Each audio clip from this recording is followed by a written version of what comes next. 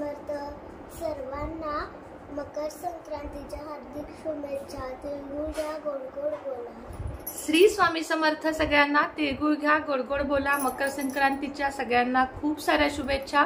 आज आहे मकर संक्रांती आणि सगळ्यांची मकर संक्रांती अतिशय उत्साहात साजरी होत असेल अशी अपेक्षा व्यक्त करते. माझ्या सगळ्या महिला ताई सगळ्या दमल्या असतील दिवसभर काम, हळदी कुंकू, वौसे घेणं या सगळ्यामध्ये. तरीही वेळात वेळ काढून माझे व्हिडिओ बघत राहा, कारण उद्या आहे किंक्रांत आणि किंक्रांतीची माहिती मी तुम्हाला द्यायला या ठिकाणी आलेली आहे.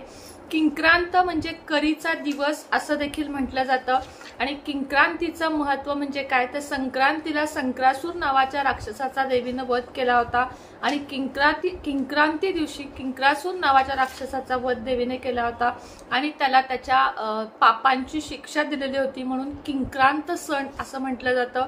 मकर संक्रांती इतकाच किंक्रांत सण देखील महत्वाचा आहे, मात्र तो वेगळ्या गोष्टींसाठी महत्वाचा आहे. बऱ्याच लोकांना या गोष्टी माहिती नाहीत आणि न कळत का होईना त्यांच्या घरात या गोष्टी घडतात आणि त्यामुळे मग पुढे त्रास होतो. पहिली गोष्ट म्हणजे सगळ्यात पहिली गोष्ट तुम्हाला सांगते की किंक्रांती दिवशी कधीही कोणतेही शुभ काम करू नये. जसं की मुलांचं बारसं करायचं आहे, घर बदलायचं आहे, नवीन घर घ्यायचं आहे, नवीन गाडी घ्यायची आहे, नवीन वस्तू घ्यायची आहे, डोहाळे जेवण करायचं आहे, अशा कोणत्याही गोष्टी किंक्रांती दिवशी करू नये. आता चुकून वाढदिवसच किंक्रांती दिवशी येत असेल आणि तो करावा लागत असेल तर अर्थातच काही हरकत नाहीये. मात्र किंक्रांती दिवशी जाणून बुजून कोणतीही महत्वाची कामे, लग्न वगैरे या गोष्टी, कितीही अडचण आली कोणतीही गोष्ट असेल तरी किंक्रांती दिवशी या गोष्टी तुम्हाला करायच्या नाहीयेत, हे लक्षात ठेवा. किंक्रांती दिवशी शुभ गोष्टी कुठल्याही करू नयेत, कारण या दिवशी शुभ गोष्टी केलेल्या टिकत नाहीत असं म्हटलं जातं. जसं की तुम्ही समजा आता एखादी गाडी घेतली तर त्या गाडीच्या पाठीमागं काहीतरी लागेल असं एक जुनी लोक आपली म्हणतात. जुनं शास्त्र सांगतं की या गोष्टी करू नका आणि त्या नियमांचं पालन करणं अर्थातच आपलं काम आहे. म्हणून किंक्रांती दिवशी या शुभ गोष्टी तुम्ही करू नका. आता किंक्रांती दिवशी काय करावं हे देखील आपण बघूया.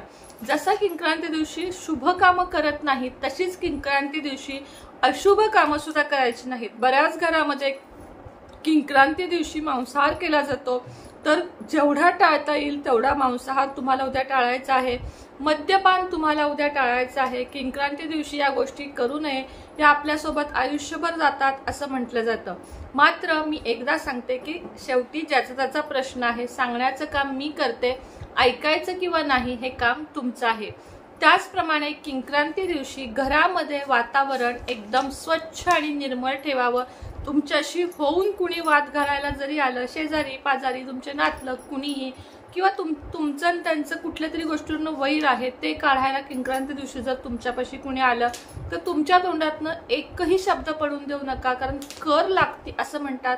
किंक्रांती दिवशी कधीही कोणाशीही वाद घालू नये, अपशब्द बोलू नयेत आणि घरामधलं वातावरण जितकं होईल तेवढं मंगलमय ठेवावं. अर्थातच काय तर तुम्हाला जितकं चांगलं या दिवशी वागता येईल तितकं तुम्हाला चांगलं या दिवशी वागायचं आहे. त्याचप्रमाणे सेवेला महत्त्व द्या. संक्रांती दिवशी आज सत्यनारायण पूजा अवश्य करा. उद्या देखील तुम्ही संध्याकाळी देवासमोर बसा. किंक्रांत असेल तरीही देवाचं तुम्ही सगळं करू शकता. 11 माळी स्वामींच्या नामाचा उद्या जप करा. त्याचप्रमाणे 3 अध्याय सारामृताचे किंवा संपूर्ण सारामृत वाचा. 14वा अध्याय गुरुचरित्राचा, 18वा अध्याय गुरुचरित्राचा तुम्ही उद्या वाचू शकता.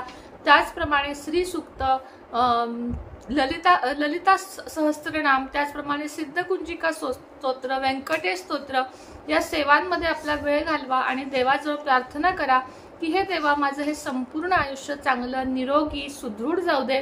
नुसताच पैसा म्हणजे आयुष्य आहे का तर नाही, तर त्या पैशासोबत मिळणारं सुख, घरातला आनंद, कौटुंबिक वातावरण चांगलं राहणं हे देखील एक प्रकारचे सुख आहे. ते तुम्ही देवाजवळ मागू शकता. उद्या तुम्ही मंदिरात जाऊन येऊ शकता. ज्या काही चांगल्या गोष्टी तुम्हाला करता येतील त्या करा. फक्त शुभ कामे तुम्हाला या दिवशी करायची नाहीयेत. त्याचप्रमाणे जाता जाता तुम्हाला अजून 2 उपाय सांगून जाते. जसं की मी तुम्हाला नेहमी सांगते, उद्याच्या दिवशी उंबऱ्यावर घरातील निगेटिव्हिटी दूर व्हावी म्हणून उंबऱ्यावर एका पंटीमध्ये किंवा तांबणामध्ये किंवा वाटीमध्ये तुम्हाला उद्या 7 कापराचे तुकडे घ्यायचे आहेत. त्यामध्ये 3 लवंगा, 3 काळे मिरे तुम्हाला टाकायचे आहेत आणि 3 चिमूट पिवळी मोहरी किंवा काळी मोहरी तुम्हाला टाकायची आहे आणि याचं छोटंसं हवन तुम्हाला उंबऱ्यावर करायचं आहे। या 3 गोष्टी उंबऱ्यावर तुम्हाला आठवणीने जाळायच्या आहेत। त्याचप्रमाणे सकाळी किंवा संध्याकाळी तुम्हाला काळ्या कपड्यामध्ये एक तुरटी घ्यायची आहे, ती घराच्या प्रत्येक भिंतीला टच करायची आहे। त्यानंतर घरावरून म्हणजे घराच्या बाहेर उभं राहून क्लॉकवाईज 7 वेळा ओवाळायची आहे आणि घराच्या बाहेरून आपल्या उजव्या हाताला वरती ती तुरटी बांधायची आहे। ती तुरटी जोपर्यंत आहे तोपर्यंत राहू दे, ती आपोआप जोपर्यंत वितळत नाही विरघळत नाही तोपर्यंत राहू दे। ज्या दिवशी ते काळे कापड तुम्हाला मोकळे दिसेल त्या दिवशी ते काढून तुम्ही परत नवीन बांधू शकता किंवा मग ते कापड टाकून देऊ शकता। या 2 महत्त्वाचे उपाय तुम्हाला उद्या करायचे आहेत। एक म्हणजे उंबऱ्यावर सांगितलेल्या 3 वस्तू तुम्हाला जाळायच्या आहेत आणि मुख्य दरवाजाला उद्या काहीही झालं तरी तुम्हाला तुरटी बांधायची आहे। हळद लेपन उद्या उंबऱ्यावर करा, हळदीचं पाणी दारामध्ये शिंपडा। घरी येणाऱ्याला उद्या हळदी कुंकू करायचं का, तर याचं उत्तर आहे हो। शास्त्र हळदी कुंकूला मान्यता देतं, कारण किंक्रांती दिवशी आवर्जून हळदी कुंकू केलं जातं आणि हळदी कुंकू करण्यात काहीच वाईट नाहीये। तुम्ही 5 सवाष्णी, 7 सवाष्णी, 11 सवाष्णी तुमच्या मनात येईल तितक्या सवाष्णींना बोलून हळदी कुंकू देऊ शकता। हळदी कुंकवामध्ये काय द्यावं असं मला बऱ्याच ताईंनी प्रश्न विचारला। तर हळदी कुंकवामध्ये ज्यांच्या लग्नाला अजून 5 वर्ष झाली आहेत त्यांनी सौभाग्याची कोणतीही वस्तू दान करावी। अर्थात काय तर कुंकवाचा भरलेला करंडा, कुंकवाने भरलेला करंडा किंवा टिकल्याचं पॉकेट, सिंदूरची पेन्सिल, अशा गोष्टी, ज्या बांगड्या किंवा मग चमक्या, कानातली, असं काहीही तुम्ही दान करू शकता। आणि इतर जणांनी काय दान करावं, 5 वर्ष ज्यांच्या लग्नाला होऊन गेले त्यांनी स्वामी सारामृत, श्रीयंत्र, तुमची जर परिस्थिती असेल तर श्रीयंत्र किंवा मेरू यंत्र किंवा कुबेर यंत्र, फार काही नाही तर सारामृत ह्याचा आपला गुरुचरित्राचा 14वा अध्याय, 18वा अध्याय, ही जरी ग्रंथ तुम्ही छोटे छोटे दिले, दुर्गा सप्तशतीचा ग्रंथ दिलात, संक्षिप्त गुरुचरित्राचा ग्रंथ तुम्ही दिलात, नित्यसेवेचं पुस्तक तुम्ही जर लोकांमध्ये दिलं, ज्यांच्याकडे नाहीये, ज्यांना स्वामी सेवेची आवड आहे अशा लोकांना दिलं तरीही चालेल। आणि आज एक काम करा, ज्यांना ज्यांना नित्यसेवेचं पुस्तक किंवा स्वामी सारामृत 2च ग्रंथ, हे सोडून 3रं माझ्याकडे मागू नका की ताई आमच्याकडे हे नाहीये ते द्याल का, फक्त 2 पुस्तकं, नित्यसेवा ग्रंथ आणि स्वामी सारामृत केंद्रातलं, हे ज्यांना हवं आहे त्यांनी स्वतःचं संपूर्ण नाव, पत्ता आणि पिनकोड नंबर याच ह्याच्या व्हिडिओच्या खाली कमेंटमध्ये पूर्ण द्यावं। ज्यांना खरी गरज आहे, ज्यांचे इथं केंद्र आहेत किंवा ज्यांचे इथं घेऊ शकता तुम्ही, अशा लोकांना नाही, तर फक्त आणि फक्त ज्यांना खरी गरज आहे त्यांनी पूर्ण ॲड्रेस आणि स्वतःचा पिनकोड, फोन नंबर सगळं काही या व्हिडिओच्या खाली कमेंटमध्ये द्या। माझ्याकडून शक्य होईल तितक्या लोकांपर्यंत हे ग्रंथ पोहोचवण्याचं काम मी नक्की करेन। हे माझ्याकडून तुम्हाला हळदी कुंकवाचं वाण असेल हे निश्चितच आहे। घरामध्ये हळदी कुंकू साजरा करण्यापेक्षा मी माझ्याकडून तुम्हाला हळदी कुंकू, तिळगुळ आणि ही पुस्तकं तुमच्यापर्यंत नक्की पोचवीन। हा माझा यावर्षीचा हळदी कुंकवाचा कार्यक्रम असेल।